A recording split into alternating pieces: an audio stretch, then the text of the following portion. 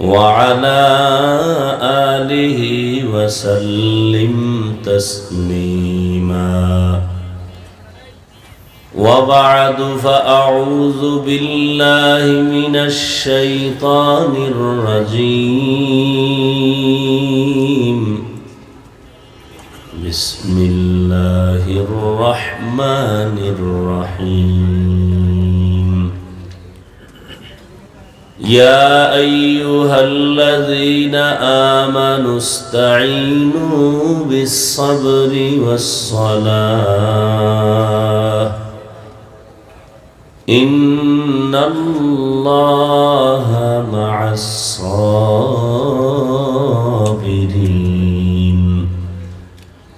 وقال النبي صلى الله عليه وآله وسلم من يرد الله به خيرا يصب منه أو كما قال النبي عليه الصلاة والسلام صدق الله مولانا العظيم صدق رسوله النبي الأمي الكريم ونحن على ذلك من الشاهدين والشاكرين والذاكرين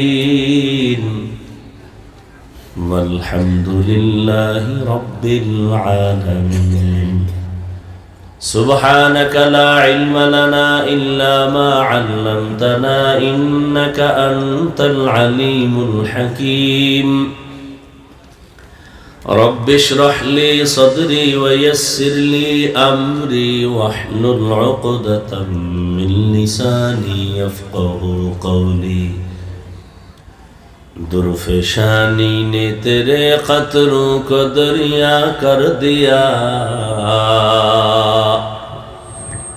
دل کو روشن کر دیا آنکھوں کو بینا کر دیا दिल को रोशन कर दिया आँखों को बीना कर दिया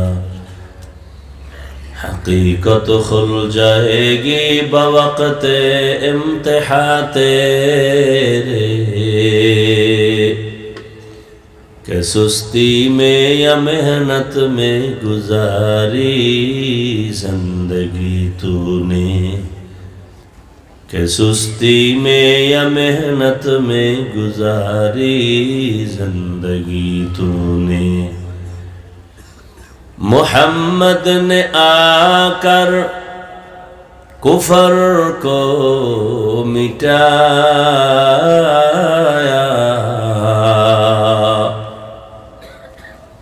कुफर को मिटाकर सदाकत बताया कुफर को मिटाकर सदाकत बताया জামিয়া মোহাম্মদিয়া ইমদাদুল উলুম কর্তৃক আয়োজিত আজকের এই মাহফিল 17 নভেম্বর 2024 বার্ষিক ইসলামী মহাসম্মেলনে উপস্থিত সভাপতি প্রধান অতিথি বিশেষ অতিথি হযরত উলামায়ে কেরাম অত্র অঞ্চলের বিভিন্ন স্থান থেকে আগত আল্লাহ পাকের আশিকিন জাকিরিন শাকিরিন মুহিব্বিন মুরব্বিয়ান আযম কলিজার টুকরা আমার সমবয়সী যুবক বন্ধুগণ স্নেহের ছোট ভাই পর্দার আড়ালে মাইকের আওয়াজ শ্রবণরতা সম্মানিত মা ও বোনেরা আল্লাহ পাকের দরবারে শুকর যে আল্লাহ আমাদেরকে পৃথিবীর শ্রেষ্ঠ মজলিস উলামায়ে কেরামের মজলিস গুনাহ মাফের মজলিস তওবা কবুলের এই মজলিসে হাজারো লাখো মানুষের মধ্য থেকে বাছাই করে আসা বসার তৌফিক দান করেছেন নিয়ামতের শুকর আদায়ার্থে ঈমানের আওয়াজকে উঁচু করে এক আওয়াজে উচ্চ কণ্ঠে সকলেই পড়ি আলহামদুলিল্লাহ দরুদ ও সালাম সৈয়দুল মুরসালিন রাহমাতুল লিল আলামিন শফিউল মুজনিবিন খাতামুন নবিয়্যিন সৈয়দুস সাকালাইন ইমামুল মুরসালিন শফিয়ে আযম रसूल अकरम रहमत आलम नबीउल अरब अल आजम হাবিব কিবরিয়া আশরাফুল আম্বিয়া সৈয়দুল আম্বিয়া शफीअ महशर साक़ी कौसर आका इनामदार मदीना का ताजदार आफ़ताब नबूवत फ़ख्र मौजूदात सैयदुल मखलूक़ात हज़रत मुहम्मदुर रसूलुल्लाह सल्लल्लाहु अलैहि व आलिहि वसल्लमेर उपর সর্বোপরি শুকর যাদের অক্লান্ত পরিশ্রমের মাধ্যমে যে সুন্দর আয়োজন, সময় পরামর্শ অর্থ দিয়ে দোয়া করে উপস্থিত হয়ে মাইক লাইট প্যান্ডেলের ব্যবস্থাপনার মাধ্যমে সহযোগিতা যারা করেছেন, প্রত্যেককেই আল্লাহ পাক দুনিয়াতে শান্তি পরকালে মুক্তির ব্যবস্থা করে দিন।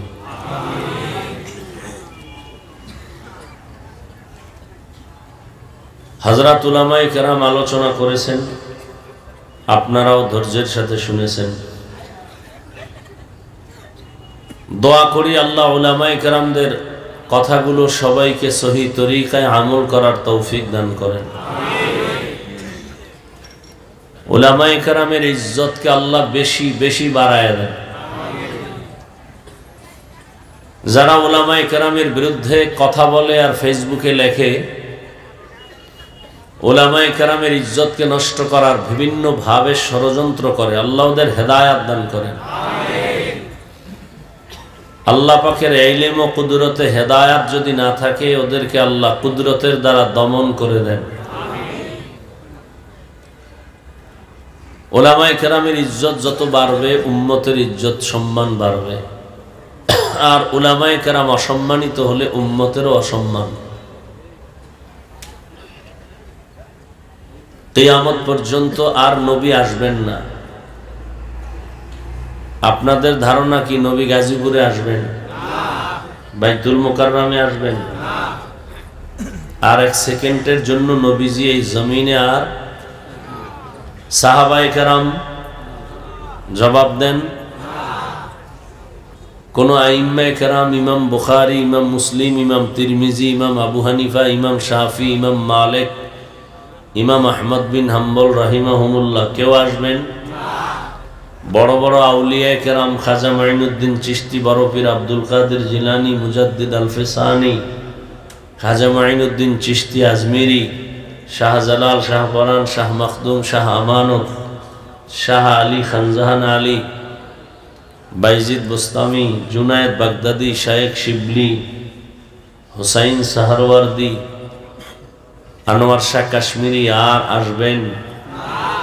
কিয়ামত পর্যন্ত এই জাতিকে শান্তির পথ দেখাবেন একমাত্র, শুধুমাত্র, কেবলমাত্র উলামায়ে কেরাম। উলামায়ে কেরাম ছাড়া এই জাতিকে যারা উল্টাপাল্টা পথ দেখাবে, এই পথ মরার পথ। এই পথ দুনিয়াতে ধুকে ধুকে কষ্ট পাওয়ার পথ। এ জাতিকে একমাত্র শান্তির পথ দেখাতে পারে কোরআন সুন্নাহর আলোকে কারা? উলামায়ে কেরাম। ভালো করে বুঝেন, ভুল হলে ধরায় দিয়েন, বেদবি করেন না, সাবধান। উলামায়ে কেরামের সাথে আজ বাংলাদেশে যত ঝামেলা, শুধু উলামায়ে কেরামের সাথে বেয়াদবি করার ফলাফল। কথা ঠিক? চাই সেটা সামাজিকভাবে হোক, রাষ্ট্রীয়ভাবে হোক, ব্যক্তিগতভাবে হোক। অনেকে ব্যক্তিগতভাবেও আলেমদের সাথে বেয়াদবি করে না? করে না? ইমামের সাথে পাওয়ার দেখায়, আছে না নাই? রাষ্ট্রীয়ভাবে বেয়াদব যে, সেও বেয়াদব, ব্যক্তিগত বেয়াদবি করলে সেও বেয়াদব।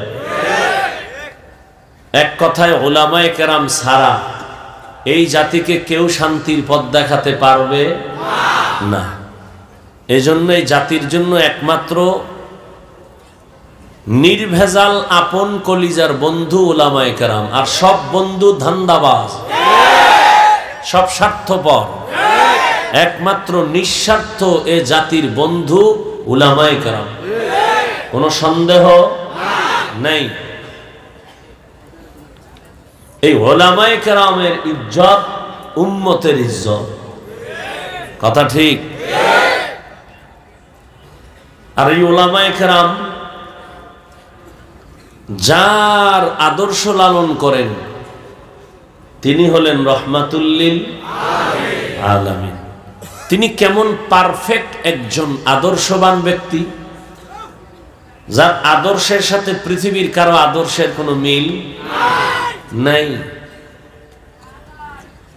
এরপর আমি একটু আগে বয়ান করে আসছি আপনাদের গাজীপুরের আরাক এলাকা। নবীজির আদর্শ ছাড়া, সত্য কথাটা মানেন আর না মানেন অন্তত স্বীকার করেন, নবীজির আদর্শ ছাড়া আর সুন্দর আদর্শ কার মধ্যে আছে? তাল মিলেন না, বুঝা কম নাই বললে নবীরটা মানেন না কেন? কথা বলবেন খুব হুঁশের সাথে, তাল মিলেন না। নবীজির থেকে সুন্দর আদর্শ কারো কাছে আছে? থাকলে বলেন। যদি কেউ ভরা মজলিসে দাঁড়ায় বলতে পারেন নবীজির আদর্শ থেকে একটু ভালো আদর্শ আছে শেখ মুজিবুর রহমানের ভেতরে, আমার কথা শুনেন এরপরে জবাব দিবেন। বহুত লাফাইছেন, একটু থামেন না, একটু ঠান্ডা মাথায় শুনেন। দেশ স্বাধীন হয়েছে না? হয় নাই? নাকে তেল লাগায় ঘুমাইতেছেন না? দেশ স্বাধীন।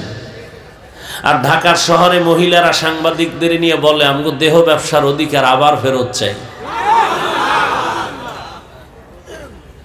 এজন্য কোনো বেঈমান বিধর্মী না, মুসলমানকে মনে রাখতে হবে মুসলমান স্বাধীন হয়ে চিৎকার দিবে ওদিন যেদিন ইসলামের স্বাধীন হবে। মুসলমান নাকে তেল লাগায় ঘুমাবে সেদিন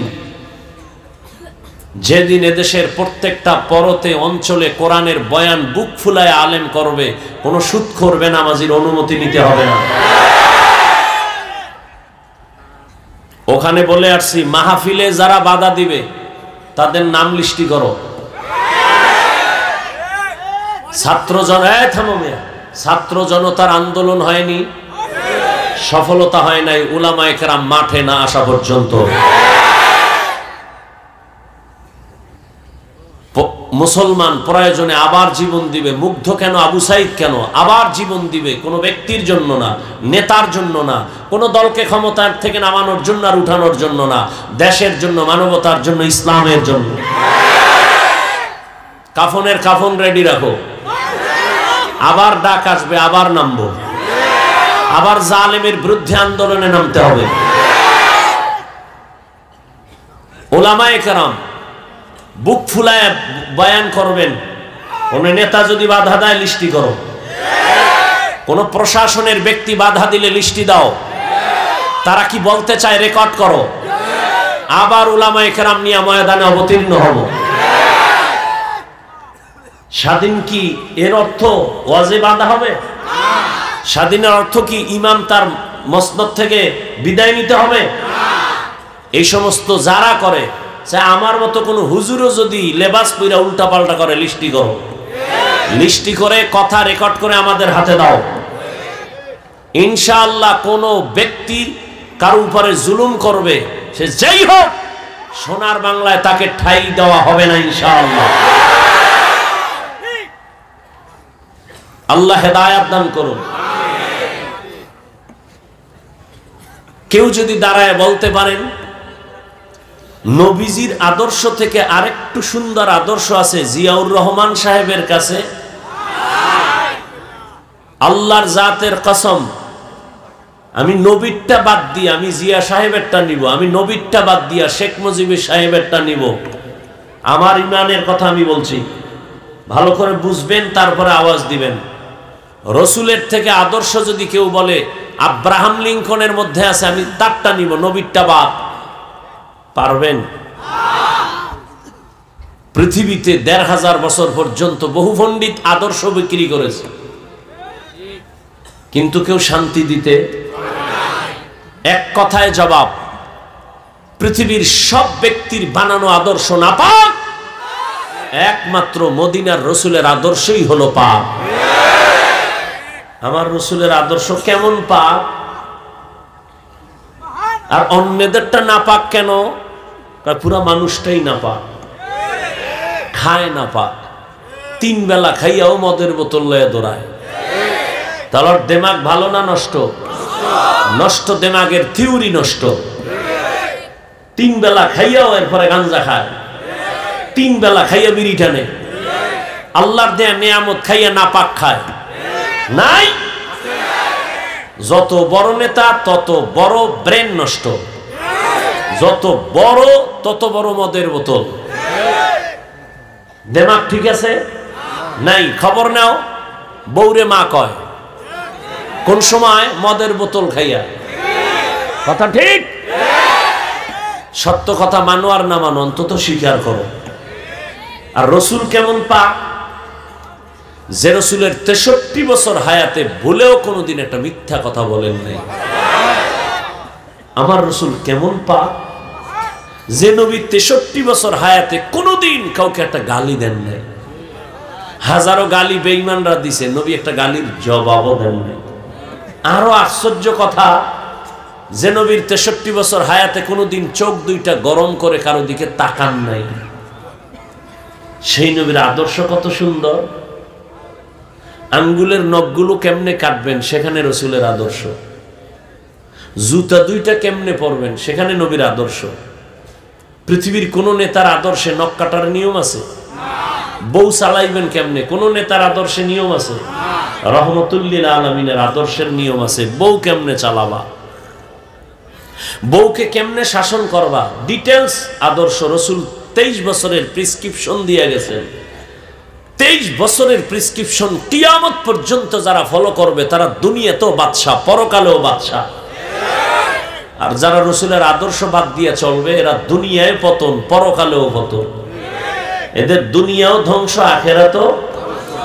ওই 10 তলা বিল্ডিং এর মাস্তানি করে লাভ হইল কি, যে বিল্ডিং থুইয়া দৌড়, আছে কোনো লাভ?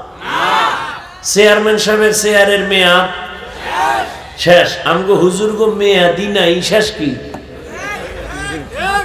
কেন? এই সম্মান টাকা দিয়া কিনি নাই, কে দিছেন? টাকা দিয়া সম্মানের চেয়ারে বসলে ফুলের মালার পরে জুতা। আর আল্লাহর দেওয়া সম্মান যারা পায় তারা দুনিয়াতেও বাদশা, মরার পরেও বাদশা। আল্লাহটা নেও। আমি তো আলেম হইতে পারি না, কেমনে নেবো?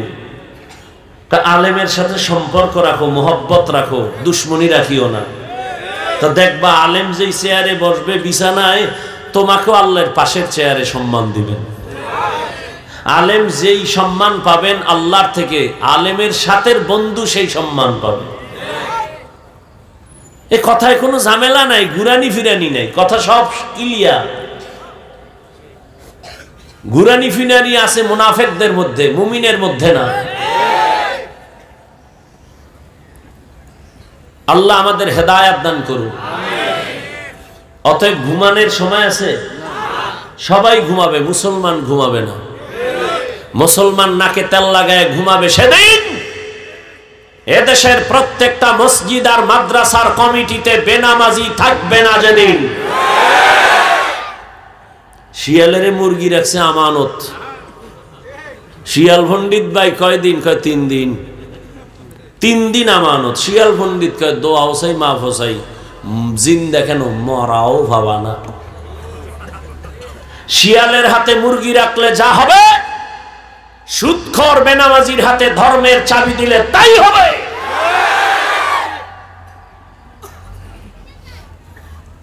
আল্লাহ হেদায়েত দান করুন, আল্লাহ হেদায়েত দান করুন। ইমাম সাহেব নিরপেক্ষ থাকতে হবে কেন? সবার বড় দায়িত্ব।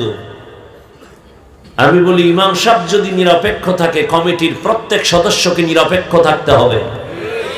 আর কমিটির লোক যদি পচা রাজনীতি করে, ইমাম সাহেব মাইক লাগায়া ইসলামের কোরআনের রাজনীতি করবে। আপনাদের কি মত? ইসলাম বা কোরআনে রাষ্ট্রনীতি নাই? যারা বলে ইসলামে বা কোরআনে রাজনীতি নাই, তারা কি বুঝাইতে চাইলো? যে কোরআন ও ইসলাম সব দিক থেকে কমপ্লিট, এক দিক থেকে দুর্বল। রসুল রাষ্ট্র চালাইছেন, আবু বকর চালাইছেন, ওমরে ফারুক চালাইছেন, ওসমান গনি চালাইছেন, রাষ্ট্র পরিচালনা হযরত আলী করেছেন, ভালো করে লিখে রাখো, পৃথিবীর শ্রেষ্ঠ রাজনীতির কিতাবের নাম কোরআন। পৃথিবীর শ্রেষ্ঠ রাজনীতির শিক্ষক আমার রাসূল। পৃথিবীর শ্রেষ্ঠ রাজনীতির পার্লামেন্ট মসজিদে নববী। আর বলে মসজিদে রাজনীতি চলবে না। হ্যাঁ, মসজিদে দাঁড়ায় মেম্বারে নৌকার ভোট চাইলে, ধানের ভোট চাইলে, অন্য ভোট চাইলে যদি সমস্যা না হয়, তাহলে ইমাম সাহেব ইসলামের কথা বলবে, কোরআনের হাত দিয়ে আল্লাহর মোহাব্বতে ভোট চাইবে, এতেও কোনো সমস্যা হবে না। আপনারা সবাই ইসলাম চান না? চান, কিন্তু এরপর হয় না কেন? ভোটের আগের রাত্রের হাদিয়ায় কেবলা ঘুরে যায়। ঠিক নেই? বর্তমান বাংলাদেশে চেয়ারম্যান আছে আলেম, জানেননি? বর্তমানে আপনাদের প্রিয় বক্তা চেয়ারম্যান না রানিং মুফতি হেদায়েতুল্লাহ আজাদি বরিশাল, বিবারিয়া চেয়ারম্যান আলেম মুফতি আমজাদ হোসাইন। সারা বাংলাদেশের চেয়ারম্যান এক জায়গায় করেন আর এদেরকে এক জায়গায় করেন। নোয়াখালী আছে খালেদ সাইফুল্লাহ সাহেব, বুড়া মানুষ, সাইকেলে লইয়া বাড়ি বাড়ি মানুষের সরকারের বরাদ্দ চাউল মাইপা মাইপা দিয়ে রাজনীতি শিখায় গেছে রসুল। তুমি কি রাজনীতি শিখাবা? রসুল শিখায় গেছেন। ওমরে ফারুক খেলাফতে, নবী নাই, আবু বকর নাই, এরপরে কে আছেন? রাষ্ট্রের ক্ষমতায় কে আছেন? ওমর। ঈদের বাকি একদিন, রোজার ঈদ, বিবি একদিন আইসা কয়, আমগো বাজার টাজার লাগবে না, কিন্তু বাচ্চাদের কিছু পোশাক লাগে, একটু কেনার ব্যবস্থা করেন। যার হাতে পুরো দুনিয়া হাতে, অর্ধজাহানের খলিফা, শয়তান ওমরের ভয় পায়। হ্যার খানে বিবি কয়, সন্তানের পোশাক নাই, ঈদের বাকি আছে একদিন, পোশাক নিয়ে আসেন। ওমর কি কয়? পোশাক কেনার টাকা নাই। কি নাই? পোশাক কেনার টাকা নেই। বিবি বুদ্ধি দেয়, যেহেতু টাকা নাই বলছেন, তা একটা পরামর্শ। কি? তা আপনি যে অর্থ মন্ত্রণালয়ের দায়িত্ব যারা দিছেন, তার কাছে একটা চিঠি লেখেন যে আমাকে 1 মাসের অগ্রিম বেতন দাও, 1 মাসের অগ্রিম বেতনটা পাঠায় দাও। বিবির কথা শুনে ওমর কা ঠিক আছে। এবার চিঠি লেখলেন। অর্থ মন্ত্রণালয়ের জিম্মেদার আবু ওবায়দা ইবনুল জাররাহ রাদিয়াল্লাহু আনহু, তার কাছে হযরত ওমর চিঠি লেখলেন, এই আবু ওবায়দা, আমার আগামী মাসের বেতনটা একটু দিলে একটু ভালো হয়, সামনে ঈদ আসতেছে তো। বার্তাবাহক চিঠি নিয়ে চলে গেলেন। ওমরে ফারুকের চিঠি অর্থ মন্ত্রণালয়ের জিম্মেদার আবু ওবায়দা ইবনুল জাররাহর হাতে দিলেন। চিঠি খুইলে আবু ওবায়দা কাঁদতেছেন।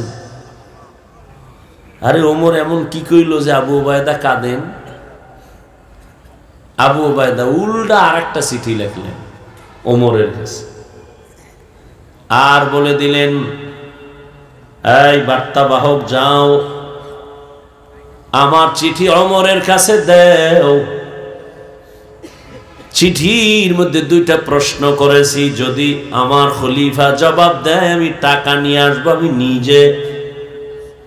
2 প্রশ্ন, তুমি দেখো না, তাকে দিয়ে দেখাও। লেখা চিঠি কাভার করে দিয়ে দিছে। ওমরের কাছে যখন উল্টা সিডি আইছে, খুইলা ওমর কাঁদতেছে। ওমরের চোখে পানি। এই আবু ওবায়দা, আমি খেলাফতের দায়িত্বে, অর্ডার দিলেই তো, টেলিফোন করলেই তো গোষ্ঠী শুদ্ধ দিয়ে দিবি, টাকার অবস্থা কেন? প্রশ্ন 2টা। আবু ওবায়দা বলে, টাকা আমি দিব, তবে আমার 2 প্রশ্নের জবাব দেন। আপনি যে 1 মাসের অগ্রিম বেতন চাইছেন, আগামী 1 মাস আপনি বাঁচবেন কিনা তার গ্যারান্টি দেন। রাজনীতি বলে ইসলামে নাই। দ্বিতীয় প্রশ্ন, আপনি আজকে চেয়ারে বসে আছেন, আগামী 1 মাস আপনারে জনগণে চেয়ারে খলিফা রাখবে কিনা জবাব দেন। আপনি যে এখন বইয়া রইছেন চেয়ারে প্রধান, আগামী 1 মাসের যে বেতন নিবেন ওই 1 মাস আপনারে জনগণ রাখবে না জহুরের আগে দৌড় দিবেন? কি রাজনীতি বুঝে না হুজুরেরা? কি বুঝে হুজুরেরা? যা বুঝে এটা বুঝার মেধাই তো তোমার নাই। পৃথিবীর শ্রেষ্ঠ বুদ্ধির কিতাবের নাম কোরআন। এই কোরআন যার কাছে আছে সে হলো পৃথিবীর শ্রেষ্ঠ বুদ্ধিজীবী। আপনি 1 মাসের বেতন চাইলেন, জনগণ আপনার 1 মাস রাখবে কিনা? ওমর কাঁদে আর আল্লাহ, আবু ওবায়দাকে তুমি কবুল করো। আবু ওবায়দা আমাকে সতর্ক করে আমার অন্তরের কলবের চক্ষু খুলে দিছে, এর নাম ইসলাম। যেই ওমরের হুঙ্কারে হরিণ আর বাঘ এক ঘাটে পানি খায়, কোনো ঝগড়া নাই, দুশ্মনী নাই। যেই ওমর রাস্তা দিয়ে হাঁটলে শয়তান পালিয়ে যায়, যেই ওমরের হুঙ্কারে রাশিয়া রোম সম্রাট কাঁপতেছে, এই ওমরকে ডারে গরম গরম গরম পুরো দুনিয়া। কারণ কি? গোয়েন্দা ফাটায় কয়, দেখ তোর বডিগার্ড কয়জন? গোয়েন্দায় কয় ওমরের একটা লোকও বডিগার্ড নাই, একা একা হাঁটে। কত ফাওয়ারটা কি? গোটা দুনিয়া কাঁপতেছে এই লোকটার কারণে। একটা গার্ড নাই, কোনো গার্ড নাই। কথা হলে মাইরে ফেলাইলে আমরা লুটি ফুটে খেতে পারবো, মারবো কেমনে? একা একা কোনানে ফাওনি, খোঁজ নাও। গোয়েন্দাদের খোঁজ লাগা এক লোক দিছে, তরবারি নিয়ে যা, যদি ওমরের একা পাও মেরে ফেলবি, পুরস্কার বড়। খোঁজ নিয়ে দেখে ওমর একা।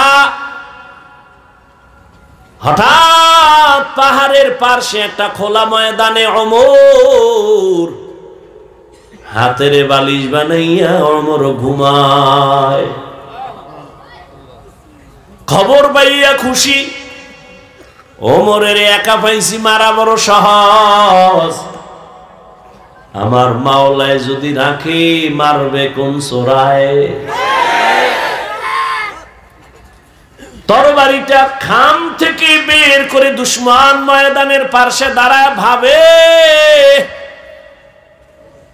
ওমর তো একা ওই পার্শ্বে ঘুমায়, আমি যাই। 1 কদম যায়, আবার দাঁড়ায়, আবার চিন্তা করে কি করি।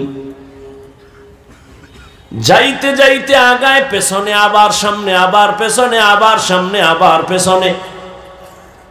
সামান্য একটু জায়গা বাকি, কিন্তু কাছে গিয়া তাকায় দেখে ওমর ডান হাতের বালিশ বানাইয়া ঘুমায়। জঙ্গলের একটা বাঘ ওমরের চারপাশে ঘুরে আর পাহারা দেয়। মানুষের দাম বেশি না বাঘের দাম বেশি? মানুষ কার গোলাম? হ্যাঁ, ভালো করে মুখস্থ করো, পেছ লাগায়ও না। বাঘ মানুষের গোলাম, গরু মানুষের গোলাম। মানুষ কার গোলাম? এটা 3rd ক্লাসের মানুষ, চাষি, চাষ করে। এরা কি বড় শিক্ষিত? যারা লাঙ্গল চালায়, গরু দিয়া চাষাবাদ করে। এ খেয়াল করেন, এই একটা চাষি লোক আউযুবিল্লাহ পারে না, ধন্যবাদও কইতে পারে না, ওয়েলকাম কইতে পারে না।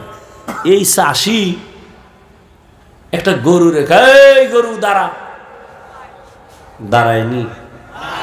সত্য কথা কই, গরু ডাইনে যা, যায়নি। বামে যা, যায়। হ্যাঁ, কুত্তারে আল্লাহ বুদ্ধি দেয় না, মানুষকে দিছে। একটু ভাবো, একটা চাষির কথায় যদি গরু দাঁড়ায়, ডানে যায়, বামে যায়। একজন খাঁটি আল্লাহওয়ালার কথায় কেন বাক চলবে না? এই কথাটা আমগো দেশের কিছু কিছু টুপিওয়ালার মাথায় ঢুকে না। এই জন্য ওলিয়া উলিয়ার সাথে বেয়াদবিমূলক কথা বলে। আমরা ওলি মানি না, আউলিয়া মানি না। আমি সারা দেশে কসম খায়া কইছি, যারা ওলি মানে না, আউলিয়া মানে না, তারা কোরআন মানে না, হাদিসও মানে না।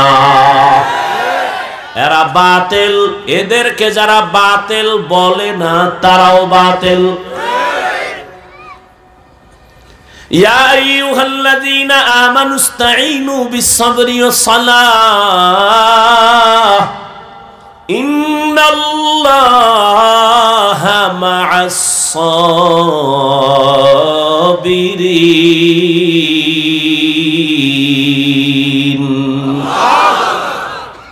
আল্লাহ বলেন, হে মুমিন, সাহায্য প্রার্থনা করো সবর ও সালাতের মাধ্যমে, নিশ্চয়ই আমি আল্লাহ সাবিরিনদের বন্ধু হয়ে থাকি। নবীজি বলেন, মাইয়ুরিদিল্লাহু বিহি খায়রান ইউসিব মিন। এই আমারও কিন্তু জরুরত আপনাদের থেকে বেশি। আপনারা যাইবেন 1.5 কিলো, আমার যেতে হবে 100 কিলো। অতএব আমনে গেলে আমিও যাবো গিয়া। সব জায়গায় চালাকি চলে না। আপনার উঠার ব্যারাম থাকলে ভিতরে ঢুকছেন কেন? ওই কত আশেকরা রাস্তায় দাঁড়ায় দাঁড়ায় বয়ান শুনে ফাঁকে ফাঁকে বিড়ি টেনে আবার খাড়ায়, কথার কথা।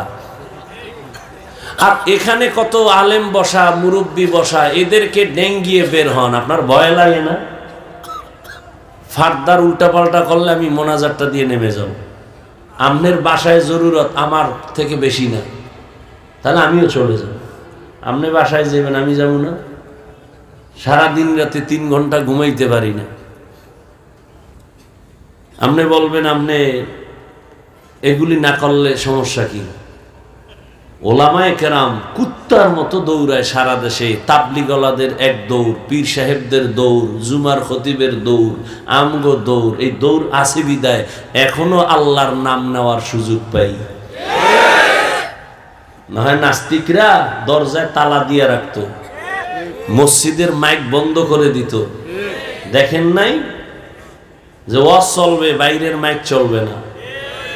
কিন্তু ওই নাস্তিকের বাচ্চাগুলো কোনোদিন বলে নাই যাত্রার প্যান্ডেলের মাইক বন্ধ কর, সিনেমার প্যান্ডেলের মাইক বন্ধ কর।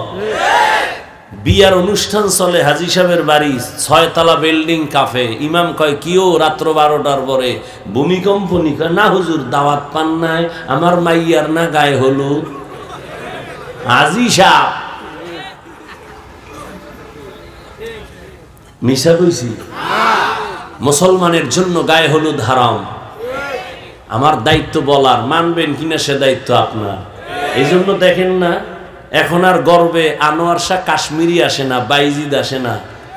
চোখ নষ্ট, পাও নষ্ট, কিডনি নষ্ট, দেমাগ নষ্ট সন্তান আসে। সন্তানের খাওয়াও হারাম, হৌর বাড়িতে খাও যৌতুক। ভালো সন্তান পাবা কেমন? গাছ লাগাইছো তেঁতুলের, সেখানে বড়ই আশা করলে কি হইব? বিয়ার আগে যৌতুক খায়, বিদেশ যাওয়ার ভিসা চায়। বিদেশ যাই করবে কি? বউ খায় ছোট ভাই পাহারা দিবে।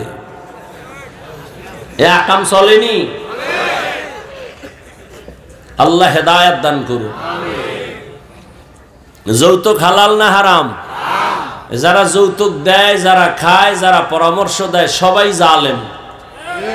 এই জন্য শুরুতে বইয়েই কইছি, কাফনের কাপড় রেডি রাখ। সোনার বাংলায় যা থাকুক, জালেম থাকতে দেওয়া হবে না। জালেমের বিরুদ্ধে আবার আন্দোলনের ডাক আসবে, আবার ময়দানে নামতে হবে। আল্লাহ হেদায়েত দান করুন।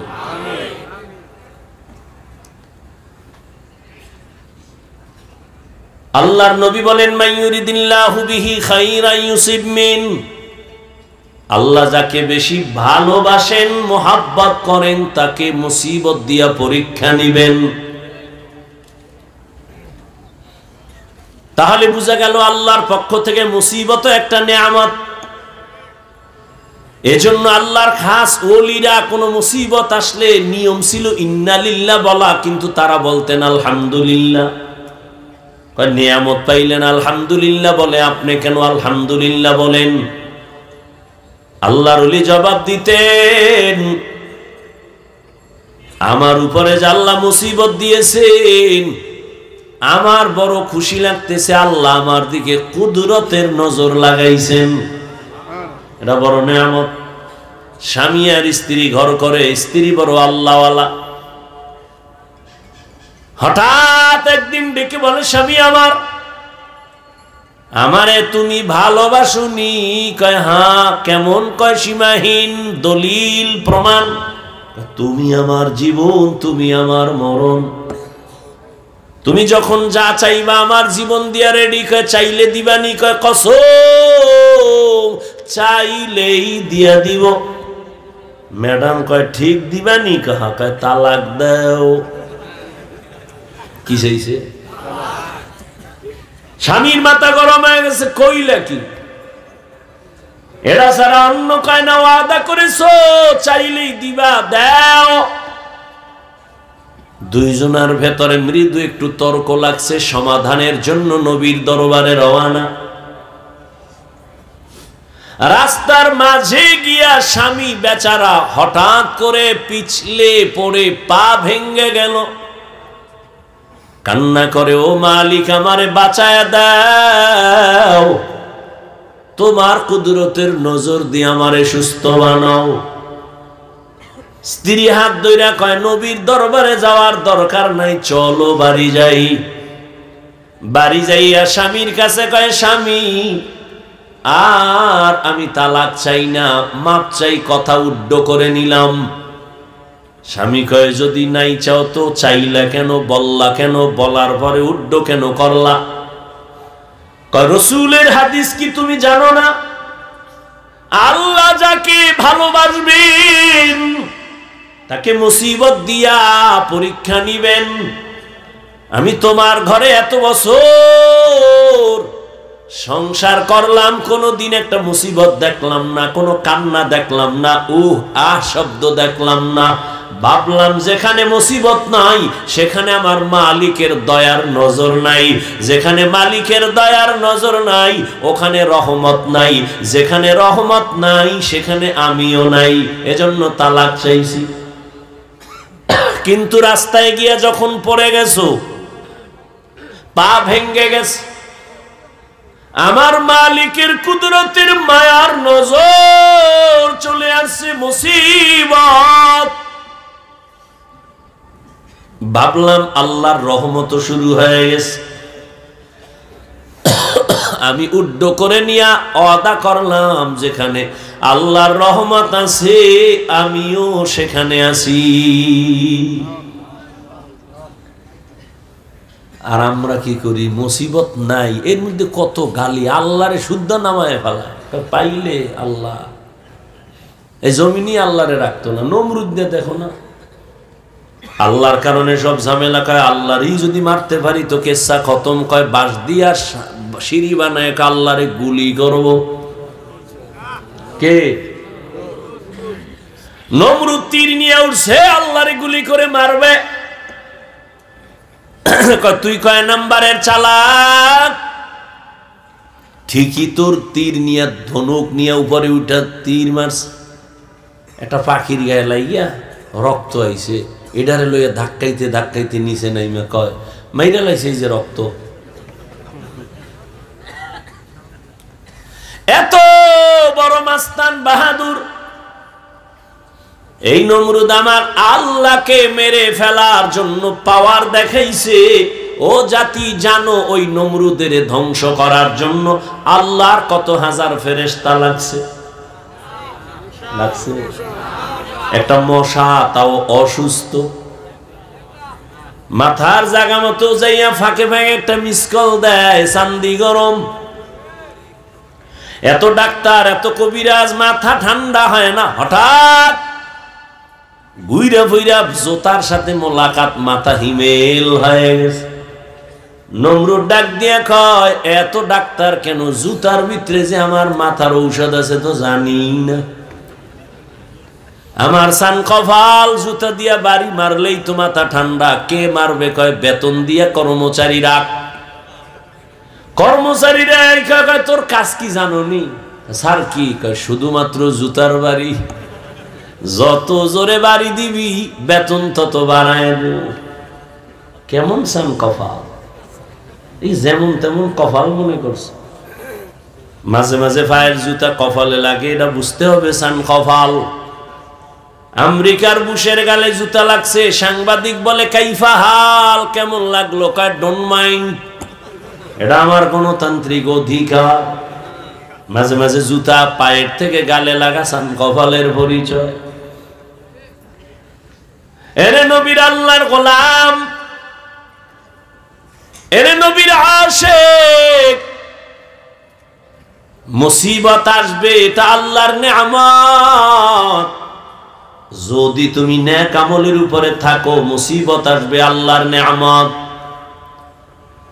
এই মুসিবতে যদি পাস করতে চাও, সাহায্য চাও আমার আল্লাহর কাছে দুই জিনিসের মাধ্যমে। এক হলো ধৈর্য, দুই হলো নামাজ। এক নাম্বার কথা, সাহায্য চাওয়া লাগবে কেন প্রশ্ন।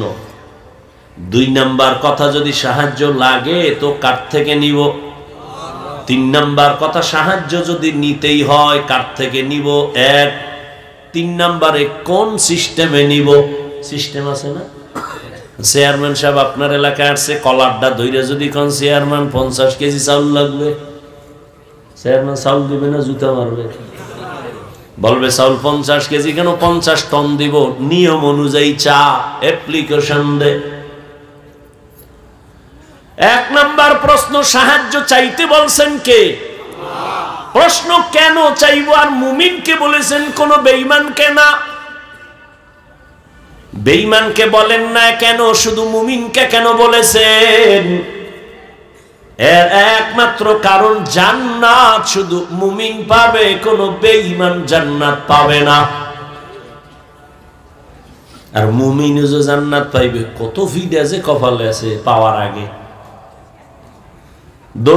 দলিল দেওয়ার সময় নেই, বাংলা একটু খালি 1 মিনিটে বলি।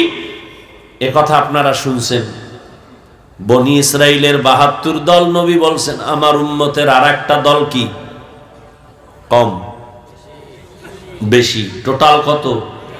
73। এর মধ্যে 72 জাহান্নামে যাবে, এক দল জান্নাতে যাবে। এই কথা শুনছেন না? কিন্তু শুনছেন ঠিক, এখানে একটা চিকন কথা আছে না, হয়তো অনেকে শুনেন নাই। এই যে 72 দল জাহান্নামে যাবে, এই 72 দল জাহান্নামীদের মধ্যে কোনো হিন্দু নাই, বৌদ্ধ নাই, ইহুদি নাই, খ্রিস্টান নাই। 72 দল জাহান্নামী সব কিন্তু মুমিন এবং মুসলমানের মধ্য থেকে হবে। এই কথাটা অনেকে জানেন না, শুনেন নাই। শুনে থাকলে আবার শুনে নেন। 72 দল জাহান্নামীদের মধ্যে কোনো বিধর্মী থাকবে না, সব হবে মুমিন মুসলমান।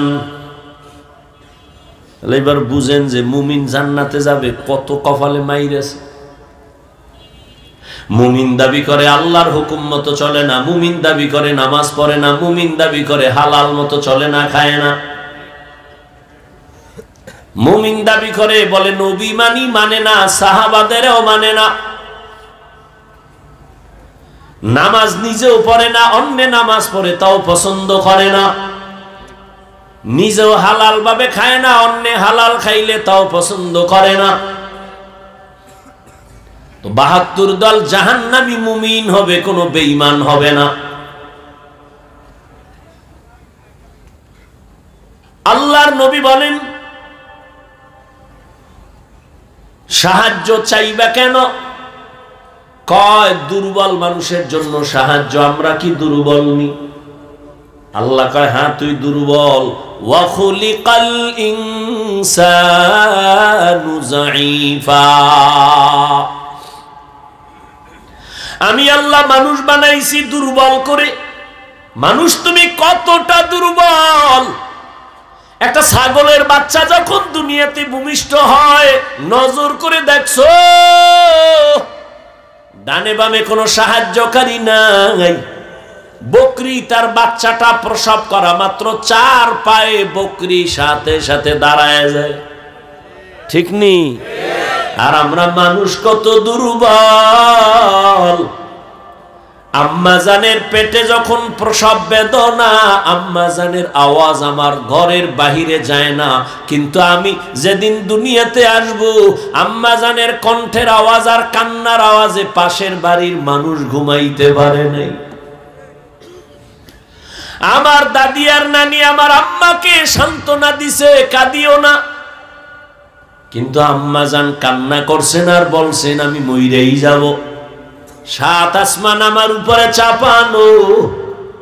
আমার দাদি আর নানিরে হঠাৎ করে আমার আম্মা কইছে তাড়াতাড়ি সরে যাও, মনে হয় বাঁচবো না, 7 আসমান আমার উপরে। এই সময় কত মা মরে যায়, তাড়াতাড়ি 1 মিনিটের জন্য আমার স্বামীকে আমার কাছে দাও, তোমরা বের হও। আব্বা জানের আইনা আম্মা জান আব্বার হাতটা ধরে কাঁদে আর কয় স্বামী, মা বাবার আদর চাইরা তোমার ঘরে আসছিলাম, মন ভইরা খেদমত করতে পারি নাই, দয়া করে আমারে মাফ করে দাও, আমি বাঁচবো না, আমার উপরে কোনো দাবি রাখবা না। আম্মা জানের কান্না দেখে বাবাও সহ্য করতে পারেন নাই। বাবা কান্না করে বলে বিবি ধৈর্য ধারণ করো। বাবা এই সান্ত্বনা দিয়ে গিয়ে যায় নামাজে কান্না শুরু করছে।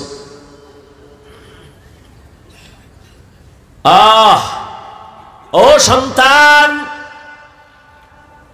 জীবনের চামড়া খুইলা যদি মায়ের জুতা বানাইয়া দিতি, আর ওই জুতা দিয়া মা যদি জীবন ভর আরামে চলতো, তারপর ওই প্রসব রাতের বেদনার কান্নার ঋণ কোনোদিন আদায় হতো না।